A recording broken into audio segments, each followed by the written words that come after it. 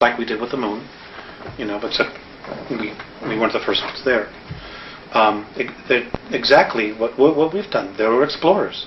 And they would just go to a place, they would see what was there, they would explore it, if there were minerals that they needed, if there were other life forms, organisms, whatever it was that they needed, they took, and then when it was done, they had enough, they moved on, and just kept exploring and expanding their realm of exploration or territory. You said they were dumped here.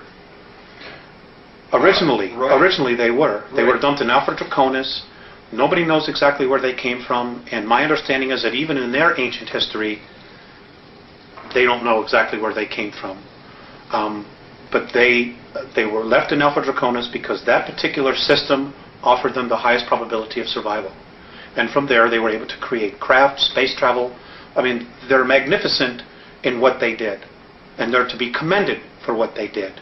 But the fact that they need to control and dominate and manipulate to the degree, sorry, I have a problem with that.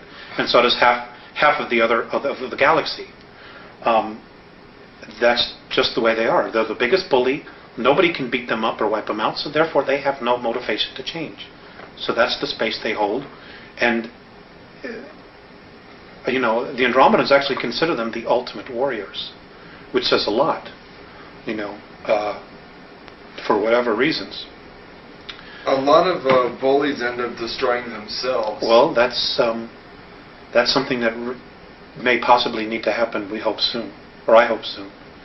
Because we need to be free. We need to have our shackles that we've been put around us let go of, so that we can really evolve. And we have awesome potential. We really do. We have been, as a race, we have been through so much here. We have so much experiences, and because of our emotions, which is really our strength, which really sets us apart from all the other races out there, even the other human races. We have tremendous capabilities to create things. And, but we need to get clear of what's real and what isn't. We also need to get really clear about being able to create our own future, to create our own reality. And not have somebody say, well, that doesn't work for me, so you're going to have to do this. Or play God and ruler over us. Sense of responsibility is so important in all of this. It's with any sense of power, with any knowledge, comes responsibility. That's exactly right. And the divine plan is one of freedom, free expression. Free expression, free expression, free expression. It is not one where they want to implant us and they say, you are going to be a worker, you're going to be this, you're going to be that. Sorry, that's not what it's all about.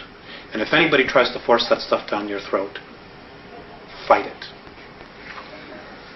Okay, so the Andromedans tell you that the Alpha Draconans are here now. Where? There are 1,833 of them that have been living underground between 100 and 200 miles beneath the surface. They've been here, some of them have been here a long, long time. They have lifespans that are thousands of years. They're carnivorous. They are not friendly to mankind, at least the ones that are here. Are you saying carnivorous, they eat humans? Yes. And they won't eat a dead human. It has to be alive at the time of the killing. Their preference is children. And we've been told, you shouldn't talk about that. There are other people say, well, you better not talk about the reptilians. Well, bull. Why not? According to the Andromedans, they're responsible for 31,712 children disappearing in the last 25 years from the United States. These children were food. And I'm supposed to just shut up and not say anything about it because people don't want to hear it? That's tough. That's tough. Westchester County, in the last 5 years, 3,000 children in Westchester County, New York, have vanished without a trace. Where are they going? Why are we allowing this to happen? And why should people stay in denial about it? Now, how are they able to do this? How are they able to? How are they able to? How are they able to do it? How are they able to come up out of this from underground and do it, or do they have? There are tunneling systems everywhere. They're being helped by the Greys, and also there are groups within the higher echelon that are actually helping them acquire this. So human beings are abducting the kids and giving them to the Greys, who in turn give them to the Alpha Draconans? That's right. That's part of the deal. They won't come up as long as we feed them down there. You understand? It's about human beings selling themselves out. The echelon attitude here, the needs of the few outweigh the needs of humanity. And sorry, that just isn't right. But it's going to have to be humanity that's going to rise up and take the stand. You're just going to have to turn off your televisions. They're going to have to get in their car. They're going to have to fire everybody in Washington, D.C. that knows and does nothing. And they're going to have to do something. This apathy's got to end. Otherwise, the way we live is going to end. Period. I mean, that's the bottom line. And I'm not coming from a fear space. I'm really quite angry about the apathy and the fact that, when people give lectures and try to tell us, people want to stand up and fight with them. Look at what's happening around us. The indications are everywhere. Everywhere. The truth is now an obscure thing. The lie is the norm. There's something wrong here. What's wrong with this picture? Sorry, I'm getting crazy.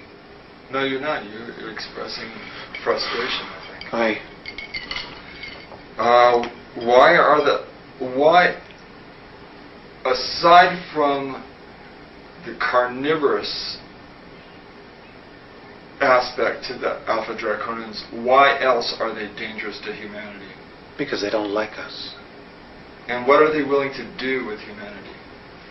Eat us. There's no need for us. I mean, look at where we are. Look at us right now as a civilization, as a society. Okay? They don't need anything. They have all this technology that they want.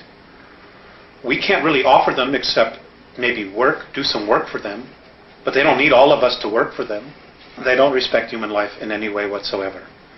And this goes back to Lyra, to where the original war started. When they got to Lyra originally, they saw this human race that was plentiful in food, that could grow food, that could do all of these agricultural things. And mankind on a whole is really agricultural. We really, as a race, if we were left alone, would be nurturing the earth. We would be living in tribal communities like the Native American Indians did. That's really our essence, our nature, I'm sorry. That's really our nature, our essence. And, the cities and the culture that we're living in now has totally cut us off from the land, from what our real essence is, which is nature. And, we're starting to feed off each other now. It's like so bizarre.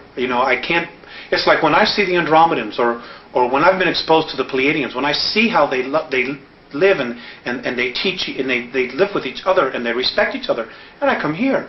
It's like, it reminds me of that sentence that Abraham Lincoln, that quote that Abraham Lincoln once said. If you are above the earth looking down, you could be an atheist. But when I'm on the earth looking up and seeing the heavens, I know there's a God. It's like the duality. And I think enough of us, more of us, really need to start taking the perspective that what we're doing here isn't right. We need to get in touch with what's out there, with just the whole idea that, God, how did we get here? What makes me be here? As opposed to going home after work, turning on TV, watching 3 hours of television, going to bed, getting up the next morning, going to work, and doing the same thing over and over and over and over again, like robots. Throw the televisions away. Just throw them away. Okay, what are the physical characteristics of the Alpha Draconians? What do they look like? I don't have that. Maybe it's in the car. They're ugly. I mean, they think we're ugly, too. And I guess it's all a matter of perspective and belief system. In my belief system, and I'm only taking responsibility for me, they're ugly. They're anywhere from 7 to 22 feet tall. They can weigh up to 1,800 pounds. They're reptilian. The ones that have stubby tails, if you see one that has no tail, he's of the warrior class or the worker class. The longer the tail, the higher their rank. When you see one with long tails, with winged appendages, he's considered royalty. Whenever you see one, you ought to just run like hell. You shouldn't approach it. You shouldn't provoke it. Just get the hell out of its way. Just get out of its way. Just run. There is a